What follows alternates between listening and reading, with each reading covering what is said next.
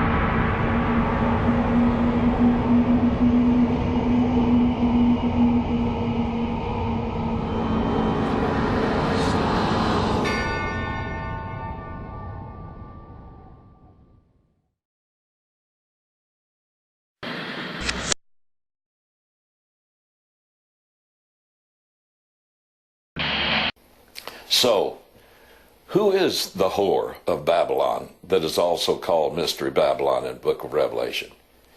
It will be made up of all the churches who don't have to get new pastors or priests after the rapture. You get my point? The preceding program has been brought to you by the Jesuits, dedicated to destroying all temporal powers in the world, but the papacy in Rome. The C.I. Scofield Study Bible. When you need a delusion from a con man, remember C.I. Scofield's the one for you. The Freemasons. Worshipping the sun since the Tower of Babel. And the Vatican. Official sponsor of the Antichrist. We hope you have enjoyed this program created by Mystery Babylon Productions.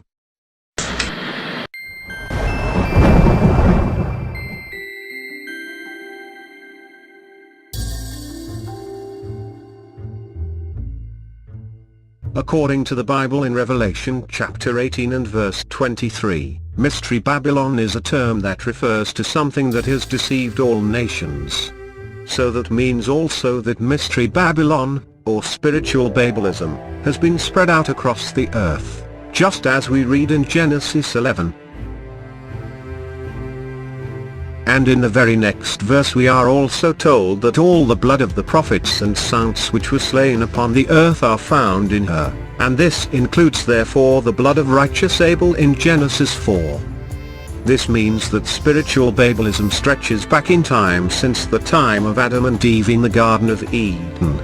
It is not something that will only exist after the magical secret rapture invented by Jesuit disinformationists and Freemasons.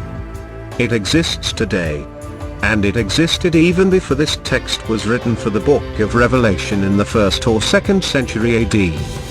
However, just as the term Antichrist was used to refer to a type of many, but also the personification of just one, so too the term Mystery Babylon was being used to refer to a specific expression of it in the prophecy contained in the book of Revelation.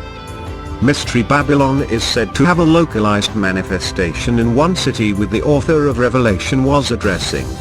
But it was one city which was also a global empire.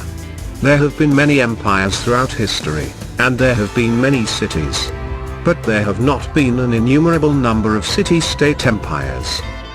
The Greek Empire was not, it was made up of an alliance of several cities. The same could be said of the Chinese Empire, the Japanese Empire, the British Empire, the Spanish Empire, and even the French Empire. And this includes virtually all today's modern empires from the former Soviet Union, to the European Economic Community, to what some today call the American Empire. These are, and were, all empires made up of an alliance of several cities, and even states. There have only been a small handful of city-state empires in the world in history.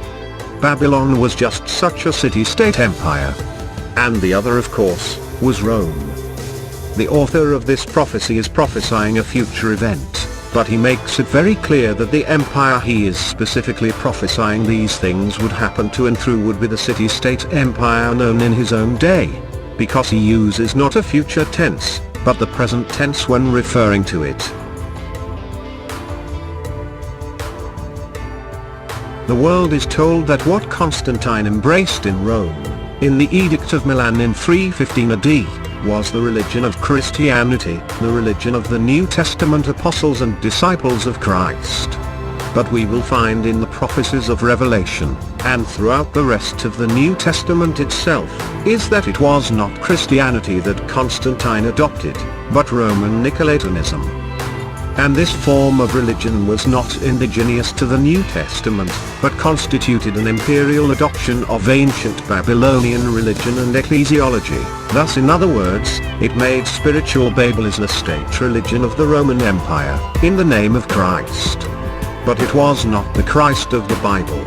It was a fictitious Christ crafted together with all the parts of Rome's pagan imperial and state cult religion. A mixture the author of the book of Revelation referred to as, quote, Mystery Babylon, end quote. The church-state governments of Europe that are the legal benefactors and theological descendants of Constantine's institutionalization of Nicolaitan religion, have worked incessantly since the time of the Reformation, spending literally billions of dollars and using infiltration and censorship to extinguish the public knowledge of the truths concerning Mystery Babylon, in an attempt to avoid spiritually implicating their own governments.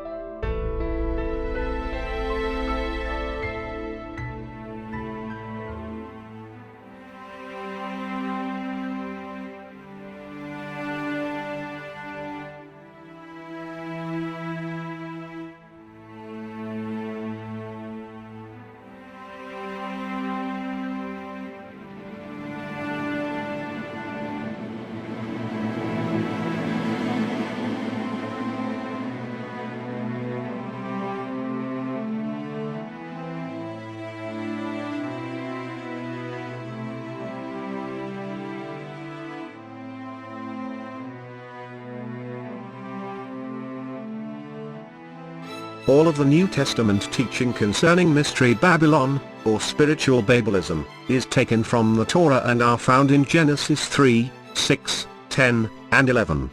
These chapters serve as the foundation for the term Mystery Babylon used in the prophecies contained in the New Testament book of Revelation. To understand spiritual Babylism or Mystery Babylon, all one must do is look at the development of Babylon in the Old Testament, and see the parallels the author of the New Testament prophetic term, Mystery Babylon, was invoking. They are very plain to see. That is why so much effort by certain groups,